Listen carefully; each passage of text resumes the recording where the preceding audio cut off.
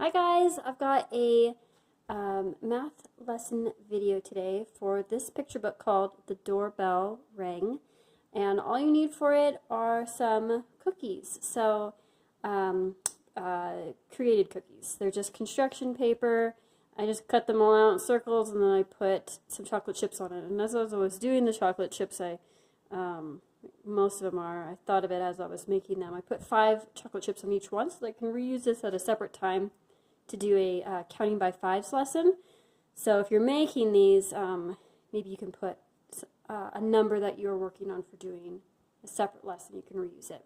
I don't recommend using real cookies because it just kind of, kids can't concentrate on the math lesson. They're just focused on the cookies. So try if you can to make some cookies and not use real ones, as it'll save you quite the headache. So this book is great for all sorts of different levels in fractions or dividing, and also multiplication, but mostly for division. An early introduction to division is what I use this for.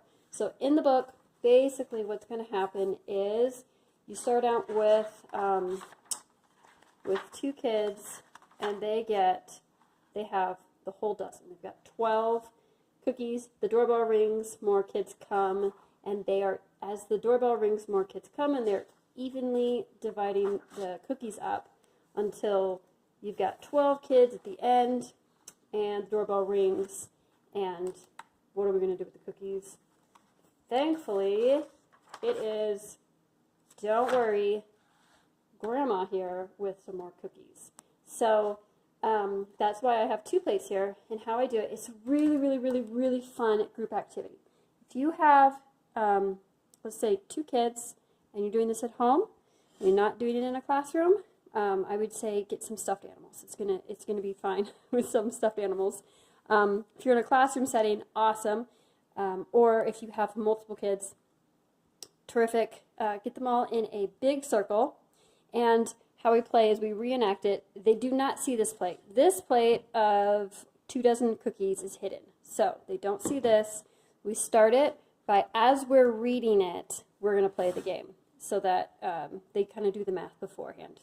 So I have 2 kids come into the middle of the circle, and so there's 2 kids in the middle, and everybody else is around them.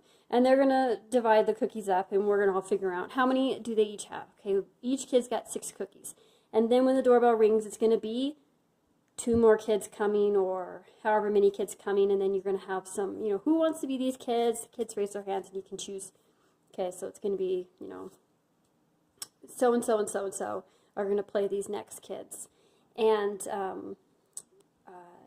then they come into the circle, and you're going to be dividing it up so that they can yes, reenact it, but also I've had experience with this book in kind of doing the opposite, because it's dealing with cookies and it's dealing with high sugar emotions with kids.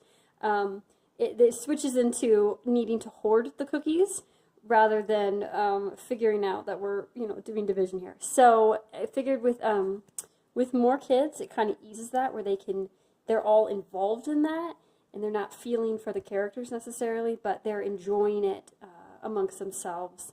And then once you have 12 kids and or 1 kid and 11 stuffies in the circle with everybody else still around, that last page where Grandma shows up is when you turn around and here we have the other cookies. And then you can continue to play with that, where, okay, so who else do we have on the outer circle? And how many people do we want to invite in?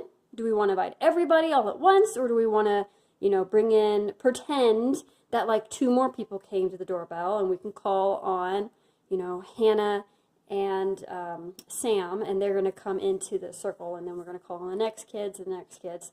And then maybe even what happens if you have an odd number of kids, odd number of children in the end, and how you might split that up Now you're cutting into fractions. So like let's say you're going to need to split cookies up at the end. Even better, what does that look like as a number? You know, you each have 2.5 cookies or 2.25 cookies or 2 1/4 cookies. You know, you can go quite the way with that. That's really fun. And then you can also be doing multiples. Be doing take the after you have, of course, you've been doing division. Now you can do multiplication with this, where you might say, okay, we have X amount of children. Each child has 3 cookies. We can count by 3s, or we can do it as a multiplication problem. There's a lot of really fun ways that you can work with this. I really enjoy it. It's fun.